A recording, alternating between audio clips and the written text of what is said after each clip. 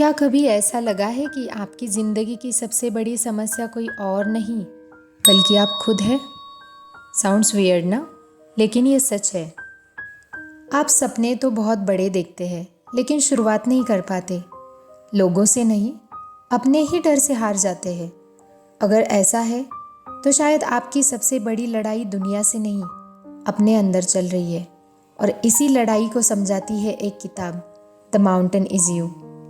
क्या आपने कभी सोचा है कि आपकी ज़िंदगी की सबसे बड़ी समस्या पैसों की कमी नहीं, समय की कमी नहीं, किस्मत भी नहीं, बल्कि आप खुद हो सकते हैं? सुनने में यह बात थोड़ी अजीब लगती है। आखिर कोई इंसान खुद का दुश्मन कैसे हो सकता है? लेकिन ज़रा अपनी ज़िंदगी के पिछले कुछ साल याद कीजिए। कितनी बार आपने तय किया, कल से जल्दी उठूंगा, लेकिन अगली सुबह अलार्म बज जाता है और आप उसको स्नूज़ करके 5 मिनट के लिए सोने का फैसला कर लेते हैं। कितनी बार आपने सोचा अब मोबाइल कम चलाऊंगा, लेकिन हाथ अपने आप सोशल मीडिया खोल बैठा। कितनी बार आपने कहा कि इस बार जिम नहीं छोड़ूंगा, लेकिन कुछ ही दिनों बाद सब पहले जैसे हो गया। क्या इसका मतलब हम कमज़ोर हैं या आलसी है? नहीं, सच्चाई इससे कहीं गहरी है। और इसी सच्चाई को समझाने के लिए लेखिका ब्रायना वेस्ट ने एक किताब लिखी, द माउंटेन इज़ यू। लेकिन ये किताब पहाड़ों की नहीं है, ये उस पहाड़ की कहानी है जो हर इंसान अपने अंदर लेके चलता है। कल्पना कीजिए, आपके सामने एक बहुत बड़ा पहाड़ खड़ा है, ऊपर आपकी मंजिल है। आप जानते हैं अगर उस शिखर तक पहुंच गए तो आपकी ज़िंदगी बदल जाएगी। लेकिन आप चढ़ना ही शुरू नहीं करते, या फिर थोड़ा चढ़ते हैं और वापस लौट आते हैं। ऐसा क्यों? क्या पहाड़ बहुत कठिन है, या आपके अंदर कुछ ऐसा है जो आपको ऊपर जाने ही नहीं देना चाहता? यही इस किताब का सबसे बड़ा सवाल है। लेखिका कहती है, हमारी जिंदगी का सबसे बड़ा पहाड़ बाहर नहीं, अंदर होता है।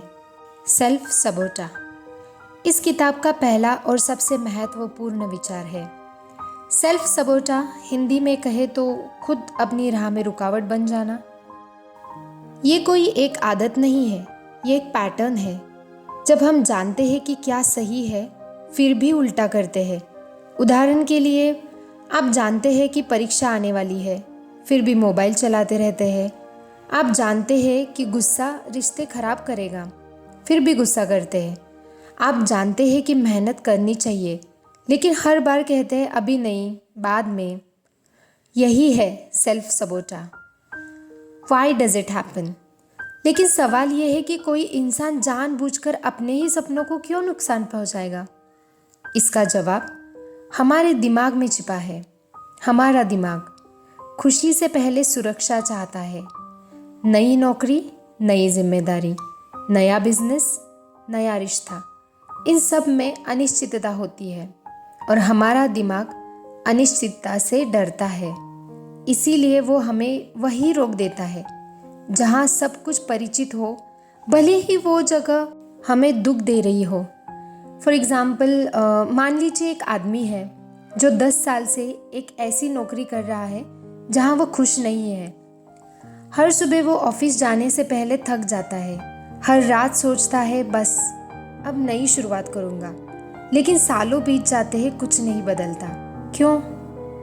क्योंकि उसका दिमाग कहता है कम से कम यहाँ सब पता तो है, नई जगह अगर असफल हो गए तो। यही डर उसे वहीं रोक देता है। ध्यान रखिए, कई बार हम अपनी तकलीफ इसलिए नहीं छोड़ते क्योंकि वो तकलीफ हमारे लिए जानी पहचानी होती है, और इंसान अक्सर जाने पहचाने दर्द को अनजानी खुशी से ज़्यादा सुरक्षित मानता है। तो अब सवाल ये है कि अगर हमारा अपना दिमाग हमें रोक रहा है, तो क्या इसका मतलब हम कभी बदल ही नहीं सकते? बिल्कुल बदल सकते हैं, लेकिन उसके लिए पहले हमें ये समझना होगा कि हमारे अंदर ये पहाड़ बना कैसे। क्या ये बचपन से आया? क्या समाज ने बनाया या हमने खुद बनाया? अगर कोई इंसान सफल होना चाहता है तो फिर वो खुद ही अपनी राह क्यों रोकता है? क्या कोई जानबूझकर अपनी जिंदगी खराब करना चाहता है? बिल्कुल नहीं। असल में हमारा दिमाग हमारा दुश्मन नहीं है, वो तो हमें बचाने की कोशिश कर रहा होता है, बस उसका तरीका गलत होता है। ज़रा अपने बचपन के बारे में सोचिए। एक छोटा बच्चा जब पैदा होता है तो उसे नहीं पता कि डर क्या होता है, उसे नहीं पता कि असफलता क्या होती है, उसे नहीं पता कि लोग क्या सोचेंगे। ये सब वो धीरे धीरे सीखता है, माता पिता से, समाज से, स्कूल से और अपने अनुभवों से।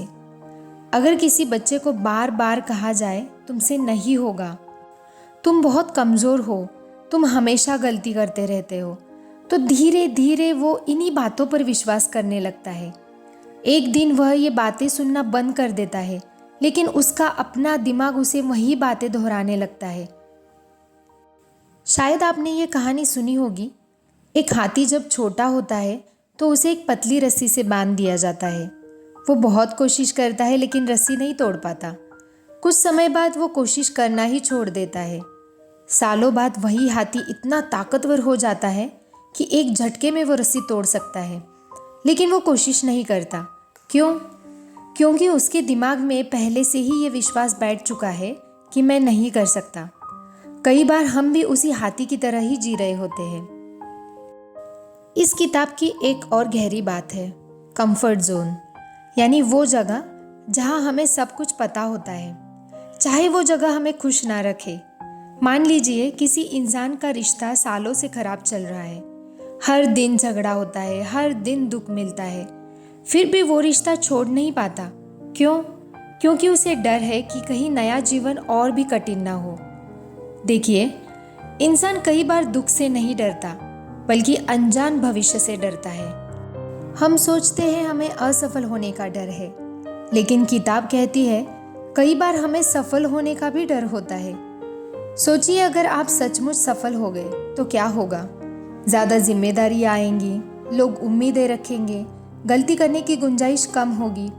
यही कारण है कि कई लोग मंजिल के बिल्कुल पास पहुंचकर खुद ही पीछे हट जाते हैं। उन्हें लगता है कि अगर मैं सफल हो गया तो मेरी पुरानी पहचान खत्म हो जाएगी। लेखिका कहती है, सेल्फ सबोचाह कोई आदत नहीं है, ये एक संदेश है। ये हमें बताता है कि हमारे अंदर कोई ऐसा डर, कोई ऐसा घाव या कोई ऐसा विश्वास अब भी मौजूद है जिसे हमने कभी ठीक ही नहीं किया। कल्पना कीजिए, आपके पैर में एक छोटा सा कांटा चुभ गया। आपने उसे निकाला नहीं, ऊपर से पट्टी बांध दी।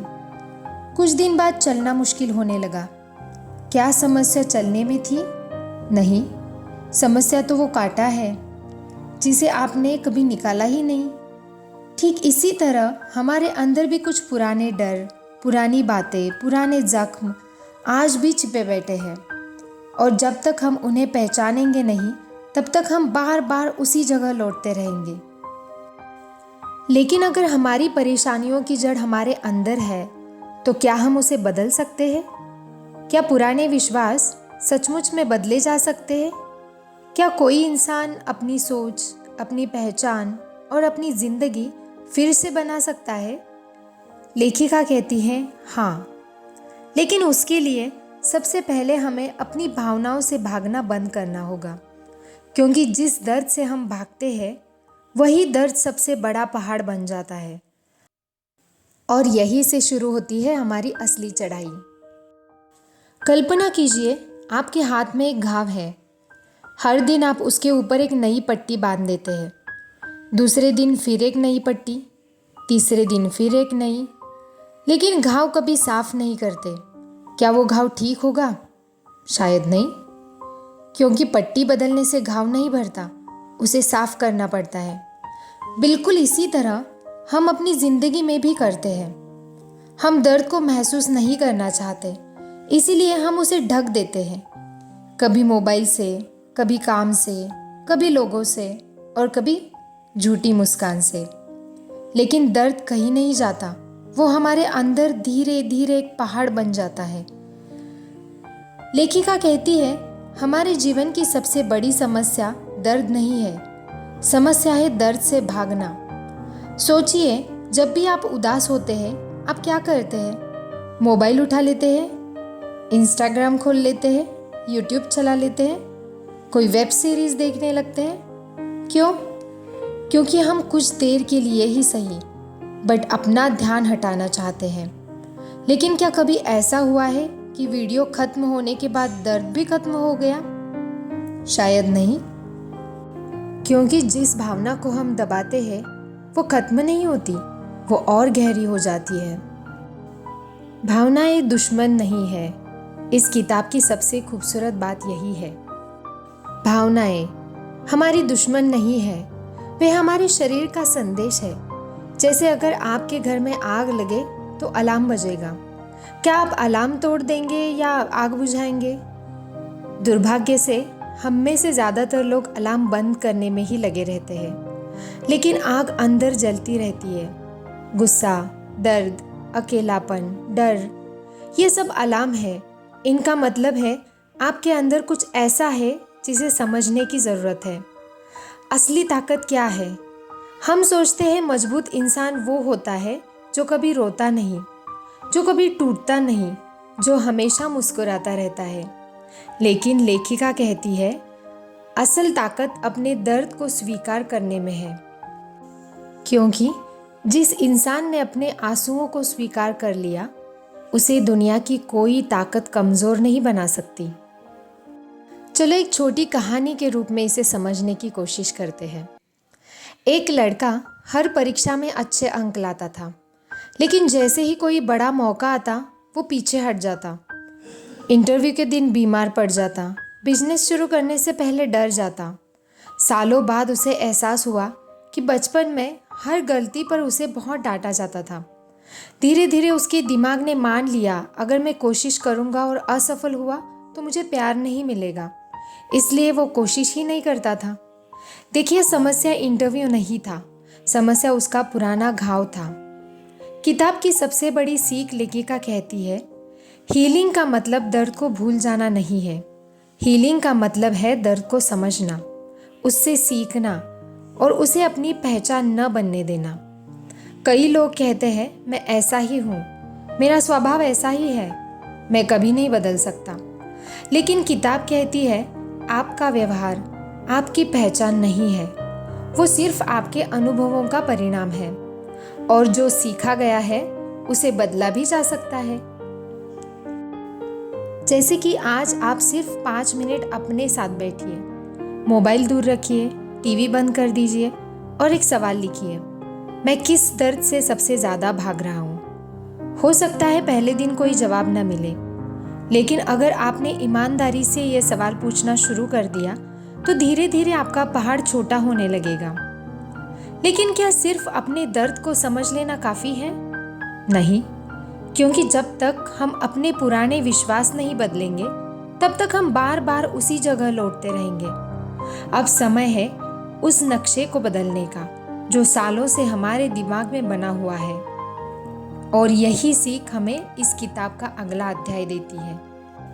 अगर मैं आपसे पूछूं आप कौन हैं, तो शायद आप कहेंगे मैं एक इंजीनियर हूँ, मैं एक शिक्षक हूँ, मैं एक व्यापारी हूँ, या मैं एक छात्र हूँ। लेकिन क्या यही आपकी पहचान है? लेखिका ब्रायना वेस्ट कहती है नहीं, आपकी असली पहचान आपका काम नहीं, आपके विचार है। क्योंकि इंसान वही बनता है जो वो हर दिन अपने बारे में सोचता है। हमारी पहचान कैसे बनती है? ज़रा सोचिए, अगर किसी बच्चे से हर दिन कहा जाए तुम बहुत होशियार हो, तो धीरे धीरे वो मुश्किल कामों से डरना छोड़ देता है। लेकिन अगर उसी बच्चे से हर दिन कहा जाए तुम कुछ नहीं कर सकते, तो वो कोशिश करना भी छोड़ देता है। देखिए, दुनिया पहले हमें एक कहानी सुनाती है, फिर हम वही कहानी अपने आप को सुनाने लगते हैं, और कुछ साल बाद हमें लगता है यही सच है। किताब कहती है दुनिया का सबसे बड़ा झूठ ये नहीं है कि सफलता मुश्किल है, सबसे बड़ा झूठ ये है कि मैं ऐसा ही हूँ, मैं गुस्सैल इंसान हूँ, मैं आलसी इंसान हूँ, मैं लोगों के सामने बोल नहीं सकता, मैं बिजनेस नहीं कर सकता। ध्यान रखिए, ये सच्चाई नहीं है, ये सिर्फ आपके दिमाग की पुरानी रिकॉर्डिंग है जो बार बार चल रही है। चलिए एक उदाहरण के तौर पर देखते हैं। अगर एक बीज खुद से कहे मैं तो सिर्फ एक छोटा बीज हूँ, तो क्या वो कभी बरगद का विशाल पेड़ बन पाएगा? नहीं। लेकिन प्रकृति का नियम है, बीज अपनी वर्तमान स्थिति से नहीं, अपनी क्षमता से पहचाना जाता है। और इंसान भी बिल्कुल ऐसा ही है। आज आप जहाँ हैं वो आपकी अंतिम पहचान नहीं है, वो सिर्फ आपकी शुरुआत है। लेकिन अगर नई पहचान इतनी अच्छी है तो हम उसे अपनाते क्यों नहीं? क्योंकि पुरानी पहचान हमें सुरक्षित महसूस कराती है। मान लीजिए एक व्यक्ति सालों से कहता आया है, मैं शर्मीला हूँ। अब अगर वो लोगों के सामने बोलने की कोशिश करेगा तो उसका दिमाग कहेगा, ये तुम नहीं हो। और यही कारण है कि बदलाव इतना मुश्किल लगता है। असल में आप आदत नहीं बदल रहे होते, आप अपनी पहचान बदल रहे होते हैं। लेखिका कहती है, अगर आपको अपनी जिंदगी बदलनी है तो सबसे पहले अपने बारे में कही जाने वाली अंदर की आवाज़ बदलनी होगी। हर सुबह अगर आपका दिमाग कहे मैं असफल हूँ, तो कोई मोटिवेशन, कोई सेमिनार, कोई किताब आपको लंबे समय तक नहीं बदल सकती। लेकिन अगर आपने अपने अंदर की भाषा बदल दी तो धीरे धीरे आपका व्यवहार भी बदलने लगेगा। कल्पना कीजिए, दो लोग एक ही परीक्षा में असफल हुए। पहला व्यक्ति कहता है मैं बेकार हूँ, दूसरा कहता है मेरी तैयारी कम थी। दोनों के साथ एक ही घटना हुई, लेकिन एक ने घटना को अपनी पहचान बना लिया और दूसरे ने उसे एक अनुभव माना। कुछ महीनों बाद पहला व्यक्ति कोशिश करना छोड़ देता है और दूसरा और बेहतर तैयारी करता है। यही फर्क है पहचान और परिस्थिति में। किताब कहती है, अपने आप से ये मत पूछिए मुझे क्या करना चाहिए, बल्कि ये पूछिए मुझे कैसा इंसान बनना है। अगर आपका जवाब है मुझे स्वस्थ इंसान बनना है, तो आपकी आदतें बदलेंगी। अगर जवाब है मुझे ईमानदार इंसान बनना है, तो आपके निर्णय बदलेंगे। अगर जवाब है मुझे सीखने वाला इंसान बनना है, तो आपका भविष्य बदल जाएगा। क्योंकि व्यवहार हमेशा पहचान का परिणाम होता है। अभी आज रात आईने के सामने खड़े होकर अपने आप से 3 बातें कहिए। मैं बदल सकता हूँ। मेरी पुरानी गलतियाँ मेरी पहचान नहीं है। मैं हर दिन अपने बेहतर रूप की ओर बढ़ रहा हूँ। शायद पहले दिन आपको अजीब लगे, लेकिन याद रखिए, सालों से आपने अपने दिमाग को जो नकारात्मक बातें सिखाई है, अब उसे नई भाषा सिखाने का समय है। पहाड़ एक दिन में नहीं टूटता, लेकिन हर दिन एक छोटा पत्थर हटाने वाला इंसान उस पहाड़ के पार पहुंच ही जाता है। और यही जीवन का सबसे बड़ा सच है। बदलाव किस्मत से नहीं, पहचान से शुरू होता है। सिर्फ नई पहचान बना लेना काफ़ी नहीं है। अगर पुरानी आदतें वैसी ही रही तो दिमाग फिर से पुरानी जिंदगी की ओर लौट जाएगा। तो सवाल है, नई पहचान को रोज़मर्रा की जिंदगी में मजबूत कैसे बनाया जाए। भाग 5, आप खुद को नुकसान क्यों पहुंचाते हैं? क्योंकि कहीं ना कहीं उससे आपको कुछ मिल भी रहा होता है। अगर मैं आपसे कहूं कि कोई भी इंसान बिना किसी कारण खुद को नुकसान नहीं पहुंचाता, तो शायद आपको ये बात अजीब लगे। लेकिन ब्रायना वेस्ट कहती है, हर सेल सबोटा के पीछे एक छिपी हुई ज़रूरत होती है। यानी हम जो गलत कर रहे हैं वो भी किसी न किसी तरीके से हमें सुरक्षित महसूस करा रहा होता है। यही कारण है कि हम जानते हुए भी बार बार वही गलती दोहराते हैं। मान लीजिए एक व्यक्ति हर बार नई नौकरी मिलने के बाद कुछ महीनों में खुद ही नौकरी छोड़ देता है। दूसरा हर रिश्ते को खुद ही खराब कर देता है। तीसरा हर बार जब सफलता उसके करीब आती है तब वो कोई ऐसी गलती कर देता है जिससे सब बिगड़ जाता है। क्या ये सिर्फ संयोग है?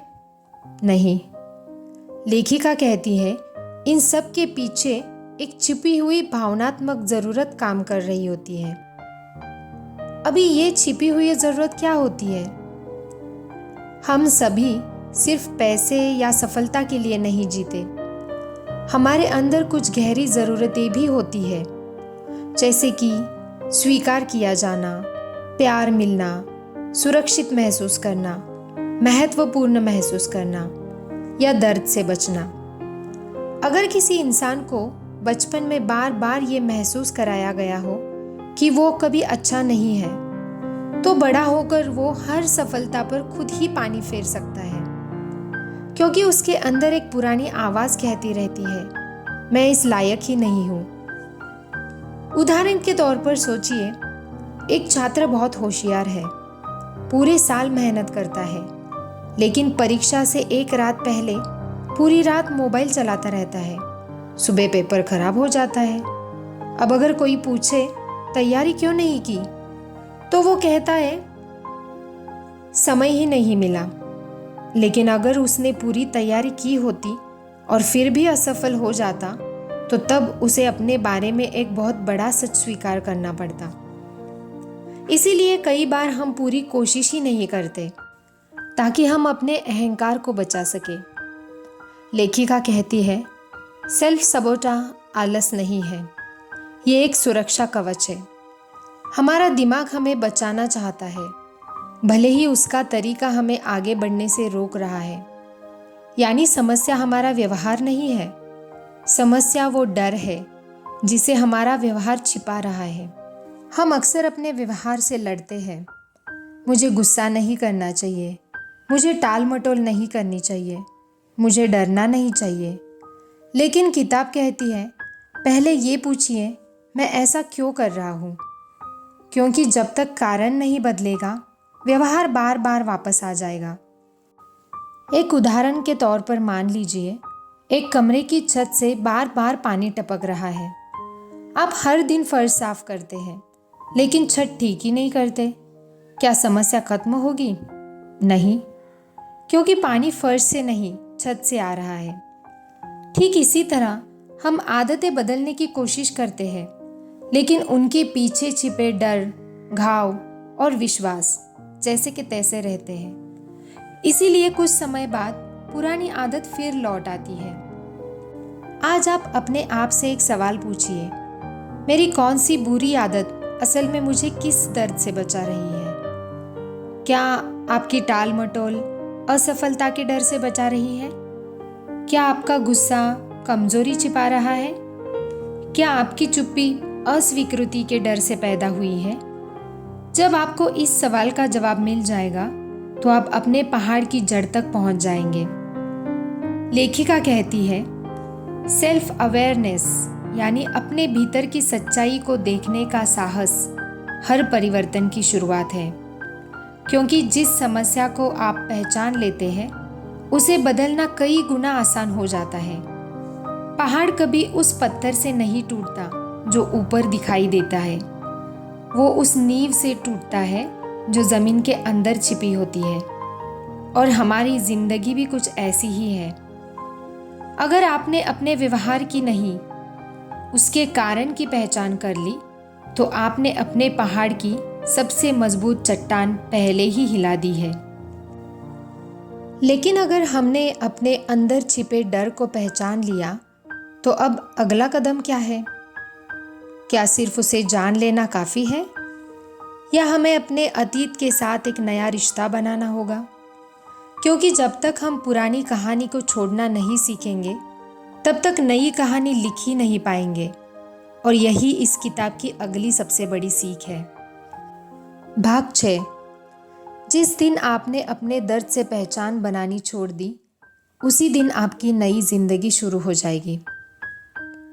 क्या आपने कभी किसी ऐसे इंसान को देखा है जो हमेशा अपनी पुरानी तकलीफ़ों की बातें करता रहता है? हर नई मुलाकात में वो बताता है उसके साथ कितना गलत हुआ, किसने धोखा दिया, किसने अपमान किया, किसने उसका दिल तोड़ा। और धीरे धीरे उसे एहसास भी नहीं होता कि उसका पूरा परिचय अब उसके सपनों से नहीं, उसके दर्द से ही होने लगा है। और यही वो जगह है जहां ब्रायन वेस्ट हमें रोकती है और एक सवाल पूछती है, क्या आपने अपनी पहचान अपने घावों से बना ली है? दर्द हमारी पहचान कब बन जाता है? जब कोई घटना बार बार हमारे दिमाग में चलती रहती है, तो धीरे धीरे हम उसे एक याद की तरह नहीं, एक पहचान की तरह जीने लगते हैं। हम कहते हैं, मैं वही हूँ जिसे बचपन में कभी प्यार नहीं मिला। मैं वही हूँ जिसे हमेशा असफलता मिली। मैं वही हूँ जिसे किसी ने समझा नहीं। ध्यान रखिए, ये घटनाएं आपके जीवन का हिस्सा है, लेकिन आपकी पहचान नहीं। लेखिका कहती है, हीलिंग का मतलब अपना अतीत मिटाना नहीं है। हीलिंग का मतलब है अतीत को अपनी वर्तमान पहचान बनने से रोक देना। सोचिए, अगर कोई आदमी 10 साल पहले एक बार गिर गया और आज भी चलते समय उसी गिरने के डर से धीरे धीरे चलता रहा, तो क्या उसे आज का डर रोक रहा है? नहीं, उसे 10 साल पुरानी याद रोक रही है। और हम में से बहुत लोग आज कल की घटनाओं के अनुसार जी रहे हैं। हम दर्द क्यों नहीं छोड़ते? ये सवाल शायद सबसे कठिन है। अगर दर्द इतना बुरा है तो हम उसे छोड़ क्यों नहीं देते? क्योंकि कई बार दर्द हमें एक पहचान देता है। लोग हमारे प्रति सहानुभूति दिखाते हैं। हमें लगता है, अगर मैंने ये दर्द छोड़ दिया तो मैं कौन रह जाऊंगा। यही कारण है कि कुछ लोग ठीक होना चाहते हैं, लेकिन पूरी तरह से ठीक नहीं होना चाहते, क्योंकि उन्हें डर होता है कि दर्द के बिना वे खुद को पहचान नहीं पाएंगे। चलो इसे एक कहानी के रूप में समझते हैं। एक आदमी 20 साल तक अपने गांव में एक टूटी हुई नाव के पास बैठता था। हर आने जाने वाले को वो यही कहानी सुनाता। यही मेरे पिता की मृत्यु हुई थी। सालों तक उसने नई नाव नहीं बनाई, नदी पार नहीं की, नई शुरुआत नहीं की, क्योंकि उसने अपनी पूरी जिंदगी उस एक घटना के आसपास बना ली थी। एक दिन एक बूढ़े साधु ने उससे पूछा, क्या तुम्हारे पिता चाहते कि तुम पूरी जिंदगी यहीं बैठे रहो? वो आदमी रो पड़ा। उसे पहली बार समझ आया कि वो अपने पिता की याद का सम्मान नहीं कर रहा था, बल्कि अपने डर को उनकी याद के पीछे छिपा रहा था। ब्रायन वेस्ट कहती है, आपके जीवन का सबसे बड़ा अवसर अभी है। अतीत आपको सिखाने के लिए था, रोकने के लिए नहीं। अगर हर सुबह आप वही पुरानी कहानी दोहराएंगे तो आपका दिमाग नई कहानी लिख ही नहीं पाएगा, क्योंकि जिस किताब के सारे पन्ने पुरानी कहानी से भर चुके हैं, उसमें नई कहानी कहाँ लिखी जाएगी। आज मैं चाहती हूँ आप एक कागज उठाइए और उस पर लिखिए, मेरे जीवन की वो घटना जिसने मुझे सबसे ज्यादा बदला। अब उसके नीचे एक और सवाल लिखिए, क्या मैं आज भी उसी घटना के अनुसार जी रहा हूँ? अगर जवाब हाँ है, तो आज उस कहानी का आखिरी पन्ना लिख दीजिए, क्योंकि अगर आप नहीं लिखेंगे तो वही कहानी आपकी पूरी जिंदगी लिखती रहेगी। लेखिका कहती है, आपको अपने अतीत से लड़ना नहीं है, आपको बस उसे अपने वर्तमान की ड्राइविंग सीट से उतार देना है, क्योंकि जिस दिन आपने अपनी पुरानी कहानी छोड़ दी, उसी दिन आपके भविष्य ने जन्म लेना शुरू कर दिया। अब अगर हमने पुरानी कहानी छोड़ भी दी, तो नई कहानी लिखेंगे कैसे? कैसे तय करेंगे कि हमें आगे कैसा इंसान बनना है? क्या सिर्फ सोच बदलने से जिंदगी बदल जाएगी, या हमें अपने भविष्य वाले स्वरूप को आज से ही जीना शुरू करना होगा? यही इस किताब का सबसे सुंदर संदेश है।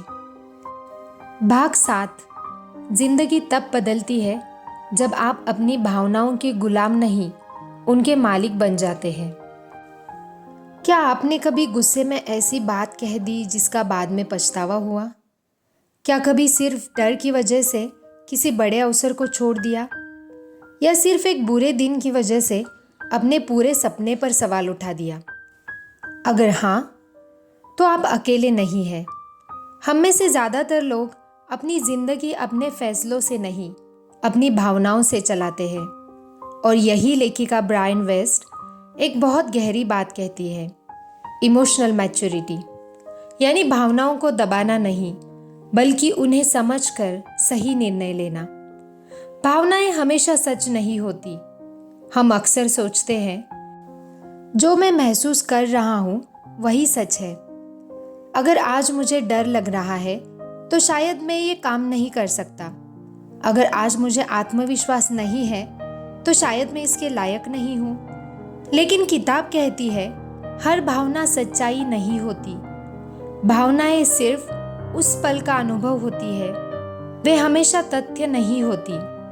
उदाहरण के तौर पर मान लीजिए आपको स्टेज पर भाषण देना है।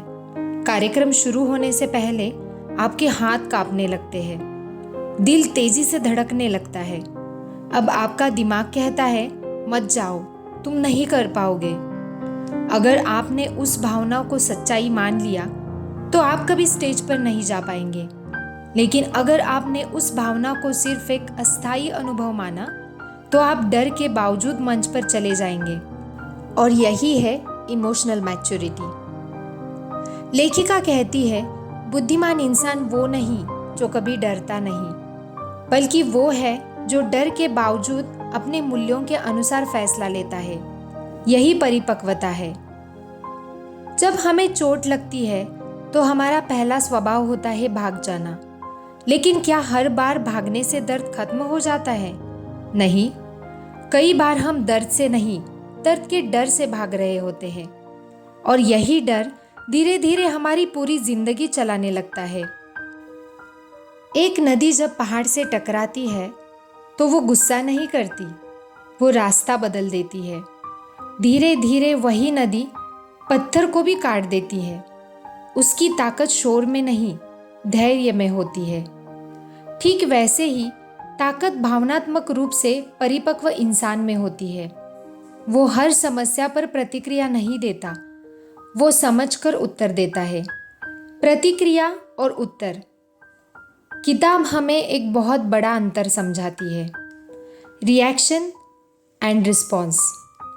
रिएक्शन तुरंत होती है, गुस्सा आया चिल्ला दिया, डर लगा भाग गए, आलोचना हुई हार मान ली। लेकिन रिस्पॉन्स सोच कर आता है, गहरी सांस लेना, स्थिति को समझना और अपने मूल्यों के अनुसार निर्णय लेना। यही वो क्षमता है जो जिंदगी बदल देती है। आज आप ये ट्राई करके देखिए। आज जब भी कोई ऐसी घटना हो जिससे आप तुरंत प्रतिक्रिया देना चाहे, अपने आप से सिर्फ एक सवाल पूछिए, क्या मैं अभी अपनी भावनाओं से निर्णय ले रहा हूँ या अपने मूल्यों से? यकीन मानिए, अगर आपने सिर्फ ये एक सवाल हर दिन पूछना शुरू कर दिया तो धीरे धीरे आपके फैसले बदलने लगेंगे, और फैसले बदलेंगे तो जिंदगी भी बदल जाएगी।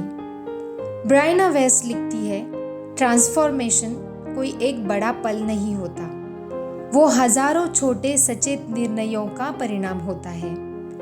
हर बार जब आप अपने पुराने पैटर्न के बजाय एक नया निर्णय लेते हैं, तब आप अपने अंदर एक नया भविष्य बना रहे होते हैं।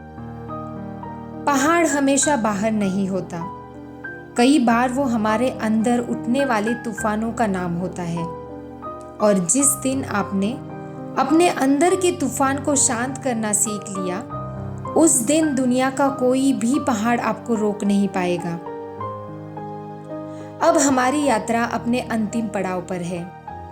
हमने अपने पहाड़ को पहचाना, अपने डर को समझा, अपने अतीत को स्वीकार किया और अपनी भावनाओं को समझना सीखा। लेकिन इस पूरी किताब का सबसे बड़ा संदेश आखिर है क्या? अगर इस पूरी यात्रा को सिर्फ एक जीवन पाठ में बदलना हो तो वो क्या होगा? आइए इस सफर का आखिरी कदम एक साथ उठाते हैं। भाग 8। पहाड़ को हराना नहीं था, उसे चढ़कर खुद को पहचानना था। जब कोई यात्री किसी ऊंचे पहाड़ की चोटी पर पहुंचता है तो उसे सबसे पहले चोटी नहीं दिखती, उसे वो पूरा रास्ता दिखाई देता है जिसे पार करके वो यहाँ तक पहुंचा है। वो सोचता है, कितनी बार मैं गिरा था, कितनी बार मुझे लगा था अब मैं आगे नहीं बढ़ पाऊंगा, लेकिन आज मैं यहाँ खड़ा हूँ। शायद यही एहसास इस पूरी किताब का सार है। पहाड़ बदलने के लिए नहीं था, वो आपको बदलने के लिए था। पूरी यात्रा का अर्थ है। जब हमने इस सफ़र की शुरुआत की थी तो हमें लगा था हमारी सबसे बड़ी समस्या दुनिया है, लोग हैं, परिस्थितियां हैं, किस्मत है। लेकिन धीरे धीरे हमें समझ आया कि हमारी सबसे बड़ी लड़ाई बाहर नहीं, भीतर चल रही थी।